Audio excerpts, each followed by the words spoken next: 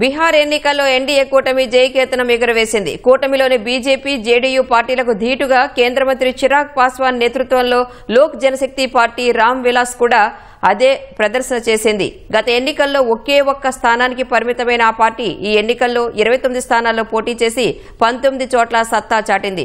ఈ విజయంలో ఆ పార్టీ అధినేత చిరాగ్ కీలక భూమిక పోషించారు. ఒకప్పుడు తండ్రి నెలకొల్పిన పార్టీని సైతం కోల్పోయిన చిరాగ్ వరుస ఎన్నికల్లో దుమ్ము లేపి తండ్రి వారసత్వాన్ని నిలబెట్టారు.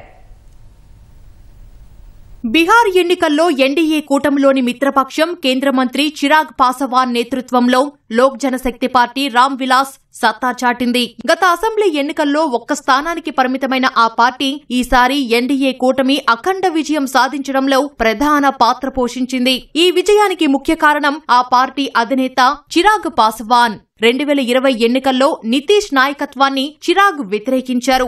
ఎన్డీఏలోని బీజేపీకి మద్దతిస్తూనే 137 సీట్లకు తమ పార్టీ తరపున అభ్యర్థులను నిలబెట్టారు. ఆ ఎన్నికల్లో కేవలం ఒక్క సీటుకు మాత్రమే పార్టీ పరిమితమైంది. నాడు ఆ ఎన్నికల్లో జేడీయూ ఓట్లకు గండి కొట్టడంలో చిరాగ్ పాస్వాన్ కీలక భూమిక పోషించారని రాజకీయ విశ్లేషకులు అంచనా వేశారు. 2015లో 71 సీట్లు సాధించిన జేడీయూ 2020 ఎన్నికల్లో కేవలం 43 స్థానాలకే పరిమితమైంది.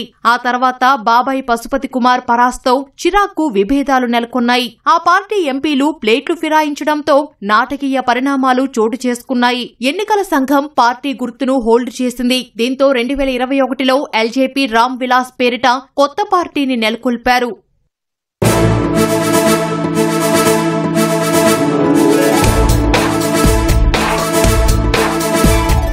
బాబాయి పశుపతి నుంచి గట్టి ఎదురు దెబ్బతిన్న చిరాగ్ పాస్వాన్ తొందరగానే తనను తాను నిరూపించుకున్నారు. తండ్రి వారసత్వాన్ని పుణికిపుచ్చుకున్న చిరాగ్ తనను తాను దళిత నాయకుడిగా ప్రచారం చేసుకున్నారు. మళ్లీ ఎన్డీఏతో కలిసి 2024 లోక్సభ ఎన్నికల్లో పోటీ చేసి 100% స్ట్రైక్ రేటు నమోదు చేశారు. ఆ పార్టీ పోటీ చేసిన 5 స్థానాల్లోనూ విజయం సాధించి సత్తా చూపింది. కేంద్ర ఫుడ్ ప్రాసెసింగ్ పరిశ్రమల శాఖ మంత్రిగా చిరాగ్ బాధ్యతలు చేపట్టారు. తాజాగా బీహార్లో ఎన్నికల్లోనూ చిరాగ్ పార్టీ విజయదుందుబి మోగించింది. ఇప్పుడు ఈ విజయాన్ని ఆంధ్రప్రదేశ్లో జనసేన పార్టీ గెలుపుతో పోలుస్తున్నారు. 2029 ఎన్నికల్లో మోదీని మరోసారి ప్రధానిని చేయడమే లక్ష్యమంటూ తన విధేయతను చిరాగ్ చాటుకున్నారు.